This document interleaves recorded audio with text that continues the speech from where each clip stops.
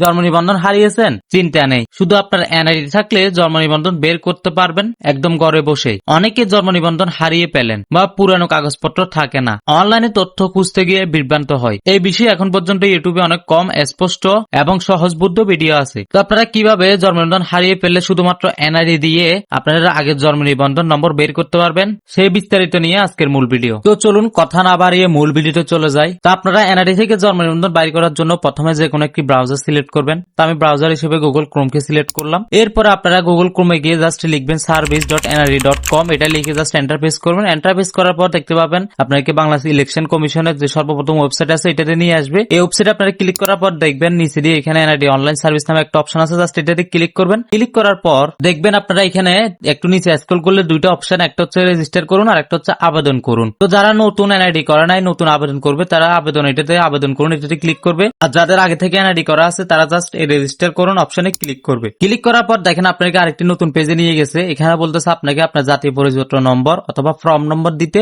এবং এখানে জন্ম তারিখ দিতে, অর্থাৎ আপনার ডেট অফ বার্থ পুরোটা দিতে। তো আমার ডেট অফ বার্থ এবং এনআইডি নম্বর দেওয়া শেষ। এখন আমি জাস্ট এখানে একটা ক্যাপচা দেখতেছেন, এই ক্যাপচাটা জাস্ট পূরণ করব। এখন আমার ক্যাপচা পূরণ করা শেষ, আপনারা দেখতেছেন এখানে একটা সাবমিট বাটন আছে, আমি জাস্ট সাবমিট বাটনে ক্লিক করব। সাবমিট বাটনে ক্লিক করার পর দেখেন এখানে বলতেছে আপনার অ্যাকাউন্টে ইতিমধ্যে রেজিস্টার করা আছে এবং এটা পাসওয়ার্ড দ্বারা সংরক্ষণ করা আছে, অর্থাৎ যারা একেবারে পাসওয়ার্ড দিয়ে সংরক্ষণ করে রাখে তাদের ক্ষেত্রে এরকম দেখায়। তো আমি ওই প্রসেসটা দেখাবো কিভাবে আপনারা পাসওয়ার্ডটি সেট করে রাখবেন বা পাসওয়ার্ডটি সেট করার সুবিধা কি কি। তো আমি জাস্ট এখন এখানে বহাল একটা অপশন আছে, এটাতে ক্লিক করব।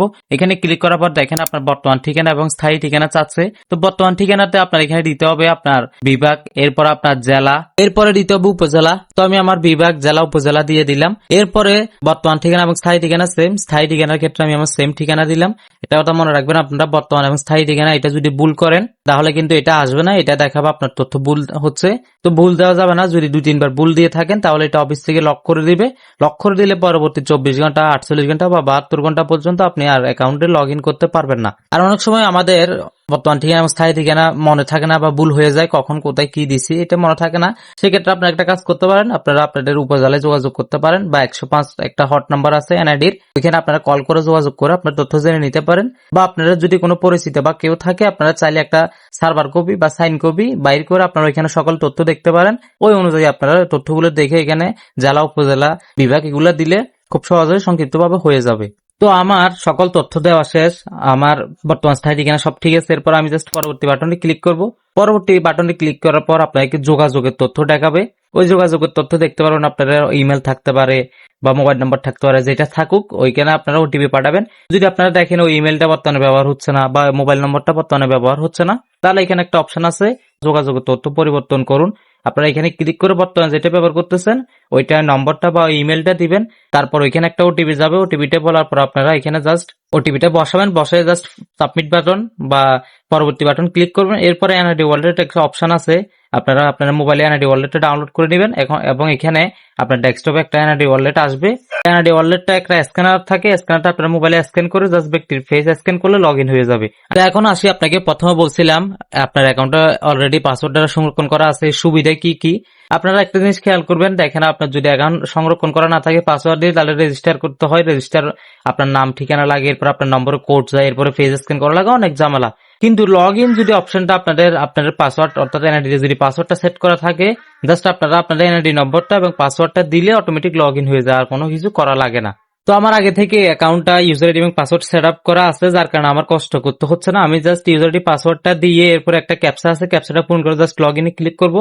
দেখতে পারেন খুব সহজে লগ ইন হয়ে যাচ্ছে, আমার কোনো পেজ স্ক্যানের ঝামেলা নাই, কোনো নাম্বার দিতে হচ্ছে না, কোনো বর্তমান ঠিকানা, স্থায়ী ঠিকানা কিছু দিতে হচ্ছে না। জাস্ট আমি ইউজার আইডি পাসওয়ার্ডটা সেট আপ করার পর দেখতে পাচ্ছেন আপনারা খুব সহজে আমার অ্যাকাউন্টটা লগ ইন হয়ে গেছে। আমি জাস্ট এখন এখানে অ্যাকাউন্টটার প্রোফাইলে ক্লিক করবো। প্রোফাইলে ক্লিক করার পর দেখতে পাচ্ছেন এখানে জন্ম নিবন্ধন নম্বর, এই যে দেখেন এইটা হচ্ছে মূলত আপনার জন্ম নিবন্ধন নম্বর। এই নাম্বারটা দিয়ে আপনি এটা এখন অনলাইনে মারলে অনলাইন কপি আপনি পাবেন। আমি আপনাকে অনলাইনে মেরে দেখাই, দেখবেন এটা অনলাইনে থাকবে।